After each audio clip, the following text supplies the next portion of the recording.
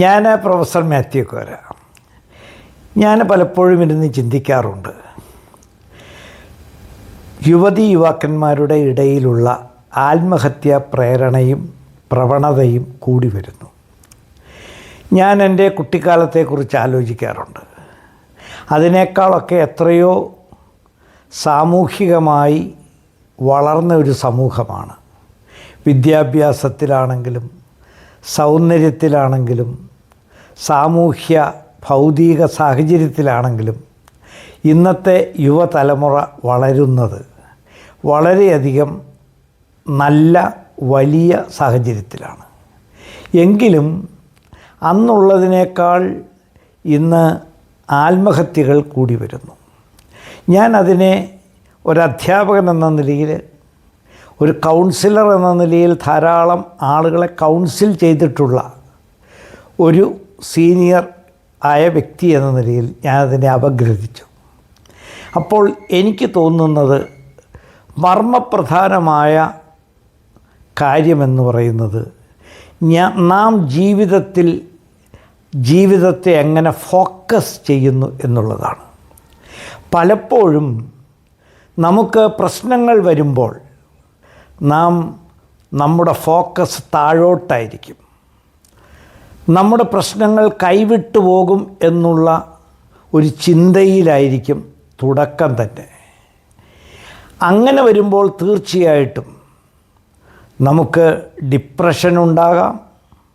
അതിലൂടെ നമ്മുടെ മാനസികവും ശാരീരികവുമായ ശക്തിക്കുറവുകളുണ്ടാകും. ഒരർത്ഥത്തിൽ പറഞ്ഞാൽ ജീവിതം തന്നെ കൈവിട്ടു പോകും. പക്ഷേ എന്നെ കേൾക്കുന്ന നിങ്ങൾ തിരിച്ചൊന്ന് ചിന്തിക്കുവാൻ ഈ നമ്മുടെ സംഭാഷണം പ്രേരകമാകട്ടെ.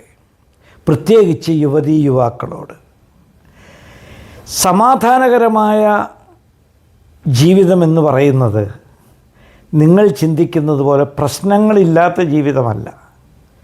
നമ്മുടെ നിത്യജീവിതത്തിൽ പല പ്രശ്നങ്ങളും ഉണ്ടാകും. അതിന്ന് കൂടുതലാണെന്ന് മാത്രം. ഈ പ്രശ്നങ്ങളെ നാം എങ്ങനെ അഭിമുഖീകരിക്കുന്നു, അതിൽ നാം നമ്മെ തന്നെ എങ്ങനെ സ്വയം ശക്തിപ്പെടുത്തുന്നു, പരുവപ്പെടുത്തുന്നു, നമ്മുടെ കാഴ്ചപ്പാടുകൾ ഒരു പ്രശ്നത്തോട് എങ്ങനെ സമീപനം, ഇതൊക്കെ ആശ്രയിച്ചാണ് നാം ആ പ്രശ്നത്തെ പരിഹരിക്കുവാനുള്ള മാർഗങ്ങളും ഉണ്ടാകുന്നത്. അതുകൊണ്ട് ഞാൻ ഒറ്റ വാക്കിൽ പറയട്ടെ, പ്രശ്നങ്ങൾ വരുമ്പോൾ നിങ്ങളുടെ ഫോക്കസ് എന്ന് പറയുന്നത് ഉയരങ്ങളിലേക്കാകണം, താഴോട്ടാകരുത്. അതോടൊപ്പം തന്നെ പ്രശ്നങ്ങളെ നേരിടുവാനും അതിൽ നാം മാനസികവും ശാരീരികവുമായി ശക്തി പ്രാപിച്ച് അതിൻ്റെ മുന്നോട്ട് തരണം ചെയ്യുവാനുമുള്ള ശക്തി നാം നേടണം.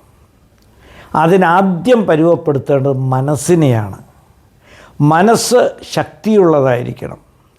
എനിക്ക് ഈ പ്രശ്നങ്ങളെ നേരിടാൻ കഴിയും, ഞാൻ യോഗ്യനാണ്, എനിക്ക് ബുദ്ധിയുണ്ട്, എനിക്ക് എല്ലാവിധത്തിലുള്ളതായ ശക്തിയും ഈ പ്രശ്നങ്ങളെ നേരിടാനായിട്ട് മാനസികവും ശാരീരികവുമായി ഉണ്ട് എന്ന ഉയർന്ന ചിന്ത ഞാൻ ആദ്യം സൂചിപ്പിച്ചതുപോലെ ഫോക്കസ് ഹൈ എന്നുള്ളതിലോട്ട് വന്നാൽ തീർച്ചയായിട്ടും നമുക്ക് ജീവിതത്തിലെ ഏത് പ്രശ്നങ്ങളെയും തരണം ചെയ്യുവാനും അതിൽ വിജയം കണ്ടെത്തുവാനും സാധിക്കും. നാളെ നിങ്ങൾ ഈ രീതിയിൽ ചിന്തിച്ച് തുടങ്ങും എന്ന് പ്രത്യാശിക്കുകയും തീർച്ചയായിട്ടും അത് ചെയ്യുന്നവർക്ക് പ്രശ്നങ്ങളെ നേരിടാൻ സാധിക്കും എന്നാശംസിക്കുകയും ചെയ്തുകൊണ്ട് ഞാൻ അവസാനിപ്പിക്കട്ടെ. നമസ്കാരം.